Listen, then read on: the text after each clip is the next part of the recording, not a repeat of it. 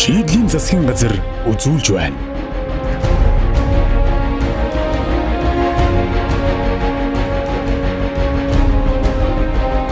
Аж үйлдвэр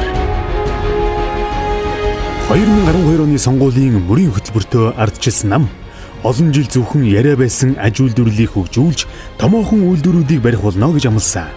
Тэд энэ амлалтаа биелүүлэн аж үйлдвэрлэлийг хөгжүүлэхээр салбарын яам байгуулан аж үйлдвэрлэлийн салбарт төрөөс баримтлах бодлогоо гаргаж бизнес эрхлэгчдэд дэмжин томоохон үйлдвэрүүдийг нээсээр байна. Манай улсын хөнгөн бетоны нийт хэрэглээний 30%-ийг дангаар хангах Макийн хит бетоны үйлдвэр жилд сая тонн цемент үйлдвэрлэх Мон цемент үйлдвэр улирлын чанартай ажилдаг байсан дархны хар төмөрлөгийн үйлдвэрт өргөтгөл хийснээр жилийн 4 улирлд тасралтгүй ажилдаг боллоо гэд олон сайхан таатай мэдээ байна. Мөн хөдлийн үйлдвэр хүчин чадлаа 4 дахин нэмэгдүүлсэн гэд аж үйлдвэрлэлийн бодлого эзнээ олж бодит ажил болсоор эрэгчлүүдэд газрын тос боловсруулах, алт угаах, төмөр хийц бэлтгэх гэд олон үйлдвэрүүд үүдээ нээхээр хүлээж байна. Ямар ч байсан бид нар төрөөс аж үйлдвэрийн талаар баримтлах бодлоготой болж байна. Энэ бол хамгийн чухал зүйл болсон бидний хувьд, тийм ээ. Ер нь Монгол улс аж үйлдвэрээ юу гэж төсөөлж байгаа юм бэ? Яаж хөгжинэ гэж ойлгож байгаа юм бэ? Хэдийн хугацаанд ямар үр дүнд хүрнэ гэж төлөвлөж байгаа юм бэ? Хаана үйлдвэрээ байгуулах юм бэ? Байгуулах юм бол хүнд үйлдвэр, хөнгөн үйлдвэр, жижиг дунд үйлдвэр, өрхий үйлдвэрлэлээ ямар хөө байдлаар байгуулж хаана барих юм бэ? Хаана ажиллах юм бэ гэдэг зурагтай усан бол хамгийн чухал асуудал болсон. Сая яам байгуулагдсан дараа хүнд үйлдвэрийн асуудлаар хэд хэдэн чухал шийдвэрийг гаргасан. Хүнд үйлдвэр гэж юу юм бэ гэхээр одоо манайх чи уул уурхайг бол сайн мэдж байгаа тийм ээ. Уул уурхайн олборлолт явсны дараа баяжуулсны дараах жинхэнэ боловсруулаад дараагийн шатны бүтээгдэхүүн үйлдвэрлэхэд шаардлагатай юм үндсэн түүхий эдийг үйлдвэрлэдэг үйлдвэрүүд хэлж байгаа. Жишээ нь бол энд төмөр хайлуулах үйлдвэрүүд байна. Систем бажимт хайлуулах үйлдвэр, газрын тос боловсруулах үйлдвэр, химийн үйлдвэрүүд, дээрээс нь машин үйлдвэрлэх, машины эд анги үйлдвэрлэх, төмөр хийцэн үйлдвэрүүд гэсэн ийм салбаруудыг бол хамарсан. Салбаруудыг нийлүүлсэн үйлдвэрүүдийг бол хүнд үйлдвэр гэж хэлж байгаа. Тэртээ 1960-ад оны үед Солонгосын ерөнхийлөгч Пак Жон Хи улсынхаа мөнгийг аж үйлдвэрлэлд зарцуулсан нь өдгөөгийн өндөр хөгжилтэй Солонгос улсыг бүтээсэн гэж түүхэнд тэмдэглэсэн байдаг.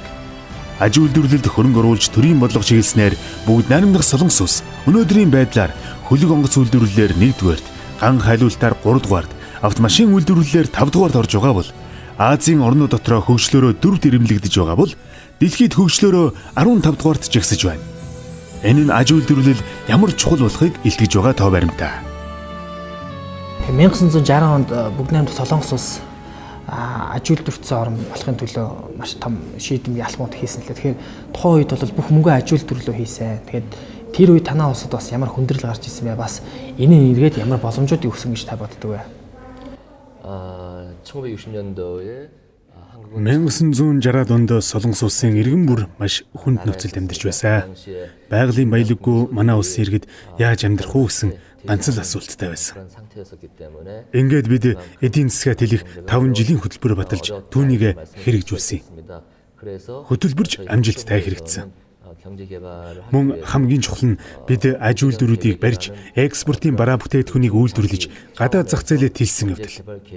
Ингэж л иргэд төр засаг хамтран нэг зүгт зорилгоо чиглүүлснээр өнөөдрийн Солонгос улсын хөгжлийн суурийг бат бөх тавьж чадсан юм. Томоохон үйлдвэрүүдэд дэмжснээр жижиг дунд үйлдвэрүүд ч босоод ирсэн.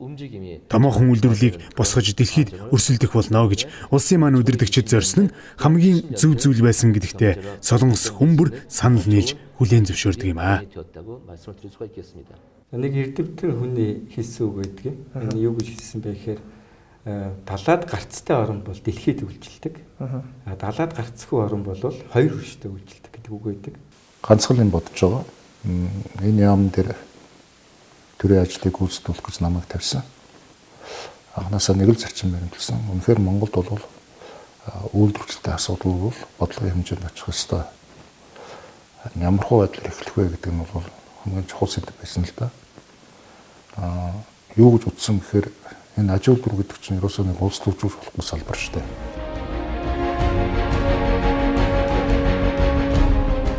Ирээдүйн хөгжлийг алс хул гэж суулгүй өнөөдөрт авч ирэхийн тулд аж үйлдвэрлэлийг хөгжүүлэх нь чухал байдаг тухай олон ном сонинд бичсэн байдаг. Дэлхийн нийтээр хөгжсөн түүх үйлдвэрлэлтэй салшгүй холбоотой гэсээр байхад бид өөр замаар замхан зохисгүй мэд. Тиймээс л засгийн газар аж үйлдвэрлэлд анхаарлаа хандуулж хүний орны хөгжил дэвшилд таархан суух бус харин өөрсдөө эхлүүлэх нь зөв гэж үзсэн юм аа. За юуны өмнө нэгдүгээрт засгийн газар материал баялаг бүтээгчтэйгээ хамтарч ажиллах юм бол бид нар бас ямар том үр дүн төрж болох юм бэ гэдгийг бол өнөөдрийн үйлдвэрийн нээлт, өнөөдрийн том бүтээн байгуулалт нэгдүгээрт бол харуулж байгаа хаа гэж ингэж бодчих. Дэлхийн чанартай Монгол цемент өнөөдөр бий болж байна. Энэ бол бидний бас хамгийн багахан тэмдэглэх үйл явдлаа гэж ингэж хэлхийг хүсэж. Өнөөдөр эх орныхоо энэ бүтээн байгуулалтыг хангах, энэ импортыг орлох цементтэй Монгол нутагтай, энэ дэлхийн чанартай Монгол цементийг үйлдвэрлэж чадсанаар бид бүхэн зөвхөн барилгын салбарт биш, бас бусад салбарт техник технологиогоо өөрчлөх боломж гарнаа. Энэ үйлдвэр байгуулагдсанаар орон нутаг маань, тэр дундаад Оронгой аймаг маань маш их зүйлийг бол олж авч байгаа. Олон зуун ажлын байр шинээр бий болж аймаг орон нутгийн хөгжилд шин боломжуудыг гарч ирж байгаа. Тийм учраас манай Оронгойчууд бас энэ том үйлдвэрийн бүтээн байгуулалтаас бас эрэг зүйлүүдийг, тэр үр дүнгуудыг хүртэж байгаа хаа гэж ингэж бодож байна. Шийдлийн засгийн газар хөрөнгө оруулалтыг тогтворжуулах хөтөлбөрт 4 компанийг хамруулж импортыг орлох бүтээгдэхүүн гаргахаар үндэсний компаниудаа дэмжин хямд хүүтэй санхүүжилтээр хангаж үн тогтворжуулах хөтөлбөрийг Төв банкнаас авч засгийн газар шилжүүлээд байна. Энэ бүхний эцсийн зорилго та бид эх орондоо илүү сайхан амьдрах боломжийг л бий болгох засгийн газрын зорилго бий.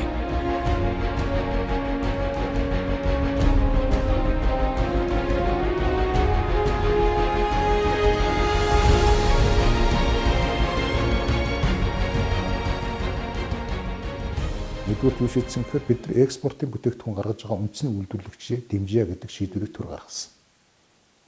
Чи нийт бараа бүтээгдэхүүнийхээ тийм 30-аас дээш хувийг чи экспортод гаргаж байгаа бол чамд төр нэн хөнгөлөлтөд тийм ээ зээлийг олгож ий. Оруулсан судалгаа шинжилгээний ажлыг чинь 75% буцааж өгч бай. Энэ бол маш их том хэмжлэг багхгүй. Одоо хэрвээ бид нар 3 жилийн өмнө гаднаас 1 сая тонн цемент импортлж авдаг байсан бол дараа жилээс бид нар 1 сая тонныг экспортлох боломж үүснэ. Энэ цементийн импортын татварыг нэмсэн. Зөв. Цаг хугацаа бол үннийг харуулах боломж гэж үзвэл засгийн газрын эдгээр хийж хэрэгжүүлж байгаа олон ажлууд үнэн зөв бас чухал оновчтой байсан гэдгийг та бидний ирээдүйн сайн сайхан амьдралаар баталгаажих болно. Хөгжилд хүрэх замаа бид зассаар бас урагшилсаар л байна. Одоо нэг юм төрийн залгамж чанар байх хэрэгтэй итгэдэг. Энэ бол улс орны эрх ашигын асуудал шүү дээ. Түүнээс биш хэн нэгний сонгуульд ялах уу ялдахгүй тухай асуудал биш. Гэхдээ миний чин хүсэл юу гэхээр энэ 16 он залгамжлагдаад үргэлжлэгдээд яваад 20 он, 25 он, 30 он гэж яг төрийн тавьсан зорилгонд энэ бүх хэрэгжсэн юм зүйлүүд нь хэрэгжээсэй гэж би бодож байгаа. Энэ бол миний амин чухал дотоод бодол гэж би ойлгож байна. So close your eyes and see go. Шийдлийн засгийн газар үзүүлж байна.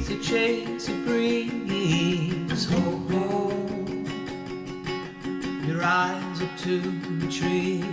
Have you ever seen the sun jumping into a stream? It's really something to see. Ер нь аялал жуулчлалын бизнес гэж аялал жуулчлал гэж яг юу тодорхойлт юм те. Манай бас аялал жуулчлалын чиглэлээр манай улсад ер нь ямар боломж байгаа гэж та харж байна. За, аялал жуулчлалуудад хүн сэтгэл ханамж хөдөлгдөг бизнесийн нэг төрөл гэж ойлгодог. Өнөөдөр дэлхийн нийтийн гол бас тэргүүлэх чиглэл болсон байна. Улс орон болгон энэ одоо салбарт өөрийнхөө бодлогын анхаарлын цэгийг одоо чиглүүлж байна л да. Бидний сайн мэдих Азийн бар Сингапур байгалийн баялаггүй хэтэрхий жижиг арал ус. Энэ орн бүх нийтээр инээмсэглэх урайг дэвшүүлснээр аялал жуулчлалыг дээд түвшинд хөгжүүлж дэлхийн олон сая хүний мөнгийг өөрийн улсад авч чадж байгаа. Ядуурлаг 30 гаруй хувьтай манай улсын иргэдэж энэ улсын үйлчлэгээний сайхан татагдан олон 10 мянгаараа зорж байгаад та бид илхнэ мэднэ. Гэтэл үзэх харах юм ихтэй өв соёл арвин өргөн уудам газар нутагтай манай улс яагаад аялал жуулчлалаас мөнгө ис олж байгаа вэ?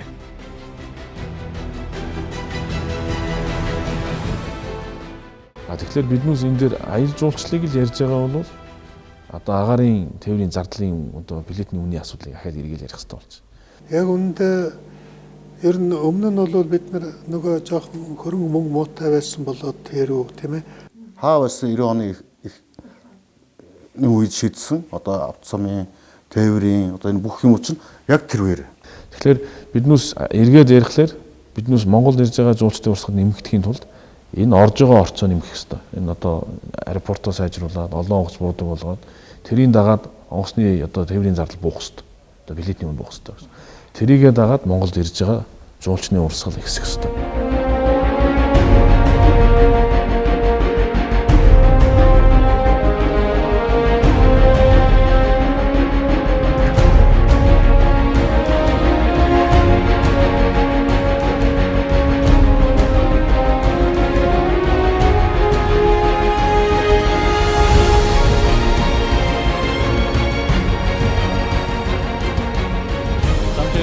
Сайдаар бас сайхан дамжигчин зориг сайдтай ингээд танилцаад явж байгаа. За манай бас гадаад харилцааны төрийн нарийн бичгийн дарга АСЕАН-ийн уулзалтыг зохион байгуулах орооны нарийн бичгийн дарга Хавыг сай. За төрийн нарийн бичгийн дарга Батэрдэн ингээд төслийн удирдлагатай уулзж байна. Тэгээд би бол өөрөө хувьдаа бол бас нэг жид илүү өмнө хурж ирж яг энэ зурвсын бүтээн байгуулалтыг хийж яхад өчнөө олон метр давхарлаад энэ томцтголтуудыг хийгээд явж байхад бол анх иржсэн. Тэгээд өнөөдөр бол ажлууд бол бас нэлээд урагшилсан байна.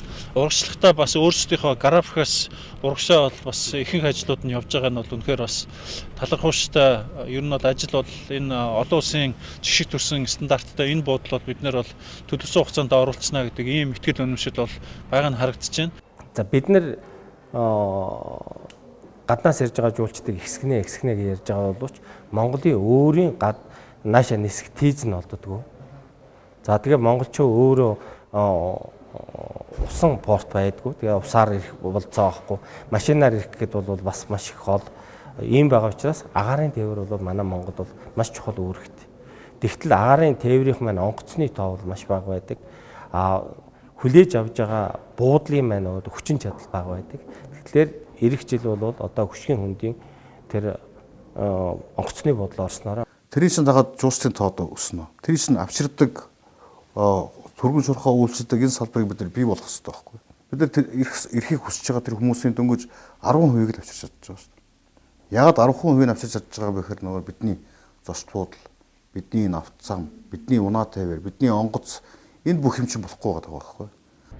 Манай улс аялал жуулчлалын таатай боломжийг олгохоор бүх аймагуудаа хатуу хүчилтэй замаар холбож, олон улсын нисэх буудал барьж, дотоодын зочид буудлуудаа дэмжин, дэлхийн нэр хүнд бүхий сүлжээ буудлууд үүдээ нээх боломжийг олгож, нийслэлийн удирдлагуудтай засгийн газар хамтран найрсаг Улаанбаатар хөтөлбөрийг хэрэгжүүлж, Даншиг наадамхийн төв талбайд 7 хоног томоохон урлаг соёлын арга хэмжээ зохион байгуулж, гадныхныг манай улсад тавтай морил хэмээн үүдээ нээж үрлээ.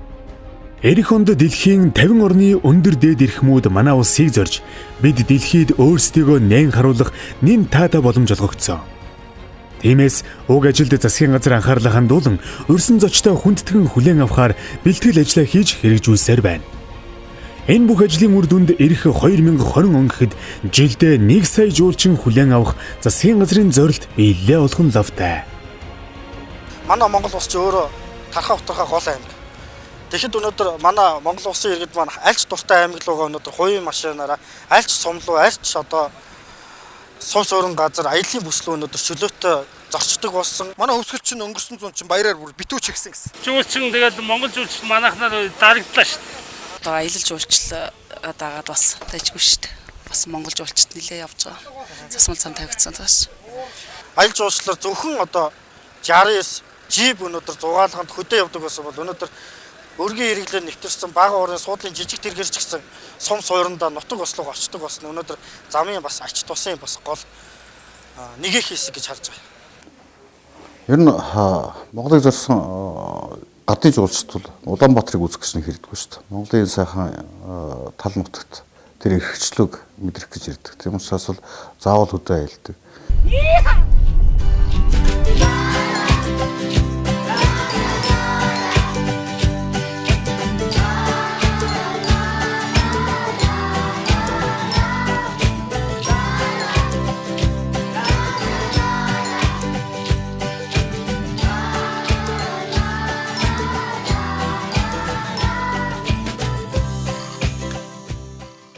Манай улс эх онд дэлхийн 50 орны төрийн тэргүүн мөн тэднийг дагалдан ирэх нийт 5,000 зочдыг хүлээн авна.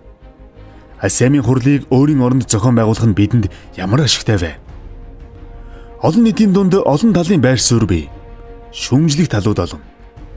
Гэхдээ жижиг чулуугаар том чулуу хөдөлгөх ухаанч манай ард түмэнд бий. Зочид буудлуудад санхүүжилт хийх, томоохон зочид буудлуудын сүлжээ орж ирэх, эко хаус хороолол барих гээд. Энэ бүхэн цаанаа нэг л зорилготой. Монголчууд бид дэлхийн хөгжилд хүрэх ёстой юу? Эсвэл үгүй юу гэх асуултанд эхлээд хариулт олох. Мэдээж хүрэх ёстой. Үүний тулд биднийг дэлхийн нийт мэддэг болох нь чухал. Мэддэг болох нэг боломж бол ASEAN. Одоо ер нь олимпийн эрх авсан юм шиг л хөлбөмбөгийн одоо тэр тоглолтын эрх авсан юм шиг одоо манай хүмүүс бол утастаж ярьж байгаа. Энэ бол зүгээр нэг өдөр бүтчихэж байгаа зүйл биш. Ер нь олон жил бид нар хүсч мөрөөдөж ярьж явж л одоо ийм хэмжээний хурал, ийм хэмжээний том үйл явдлыг Монголд авж байгаа. Тэгээд энэ дараа нэг тийм хэмжүүр тогтоож байгаа. Ер нь ийм хэмжээний хурлыг Аз, Европын хэмжээний удирдагчдын ийм том уулзалтыг Монгол улс авч чадж байна. Тэгэхээр энэс цаашаа спортын том арга хэмжээ ч юм уу тийм ээ. Улс төрийн эдийн засгийн одоо олон нийтийн маш том арга хэмжээнүүдийг Монгол улс авах ийм боломж бас бүрдэж байгаа. Thank you very much. See you in Mongolia.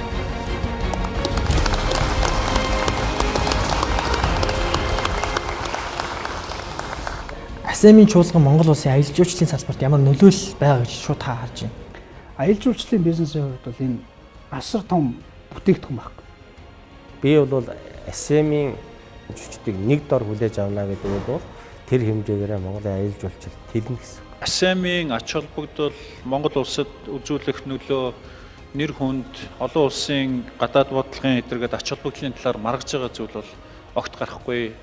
Монгол улсын засгийн газар за гүйцэтгэлийг тэргүүлж байгаа ерөнхий сайдын хувьд бол хариуцлагатаар хэлэхэд бид нар бол ASEAN-ийн бэлтгэл ажил бол ямар нэг элдв зүйл баггүйгээр явж байгаа. Үндэсний бэлтгэл хорооны ажлыг ерөнхий сайд бол ахаж хариуцж ажиллаж байгаа. 8 хороо бол дэд хороонууд бол өөр өөрсдийнхөө хурлыг энэс олон товтой хуралдаад асуудлуудаа үндэсний хороо руу орж ирээ шийдээд явж байгаа.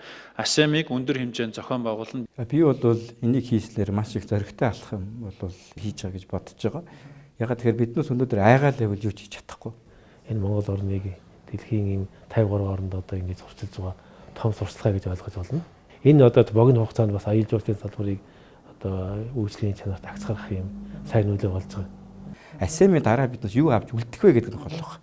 Тэгэхээр энэ дээр бол биднээс бол жишээлбэл ASEAN-ийн үйл ажиллагааг авснараа биднээс дэлхийд хүлийн зөвшөөрөгдөх ч юм уу. Эсвэл ASEAN-ээрээ дамжуулаад биднээс өнөөдөр дэлхийд ямар төвшөнд энэ аялал жуулчлалын салбарыг аваачих юм бэ гэдэг дээр аялал жуулчлалын яам маань бол энэ бодлогын чанартай бол бас нэг хоёр дахь алхмыг бол хийж л явах хэрэгтэй гэж бодож байна. За энэ дээр бол энэ ASEAN-ийн хуралтай холбоотойгоор засгийн газар маань 150 тэрбум төгрөгийг үндсэндээ Монголын жошид буудлуудад хөрөнгө оруулж энийг сайжруулж байгаагаараа аялал жуулчлалд хүлээж авах бол чанарын томоохон хагц гарч байгаа гэсэн үг. Миний үзэж байгаагаар бол зөвхөн энэ жошид буудалд ч биш өөр олон чиглэлд бол засгийн газар хөрөнгө оруулж байгаа. Энэ бол дараад нь төрөл эргүүлээд нөхөгдөх нэг 9 доо урт хугацааны бөгөөд хүү багтаа ийм зээлийн дэмжлэг гэж ойлгож байгаа. Тэгэхээр аялал жуулчлалын салбарыг за төрөөс ингээд хэрэгжүүлэх гээд маш том бодлогын юмнууд хэрэгжүүлээд байдаг. Яг аялал жуулчлал бол цэвэр бизнесийн байгууллагууд хэрэгжүүлдэг процесс нь л явагдаж байдаг зүйл. Монгол улс өөрөө аялал жуулчлалын салбарт хүн иргэн болгон ямар оролцоотой байх хэвтэй. Ерөөсөл ингээл нэг цогц үндэсний хэмжээний хөдөлгөөн болгон өрнүүлж иж бид бас энэ аялал жуулчлалын салбарын үр ашиг бүрэн дүүрэн хүртэх ёстой юм болов уу гэж бодож. Тэгэхээр биднээс энд байгаа амьгүй байгаа зүйлийг л өнөөдөр биднээс амьд болгож яаж олон жуулчид авчрах вэ гэдэг дээр л хамгийн гол нь аялал жуулчлалын салбарыг ажиллах хэрэгтэй гэж бодож байна. Өнөөдөр чанарын өөр шатанд гарах ёстой шүү гэдгийг Монголын аялал жуулчлал хэлж байна.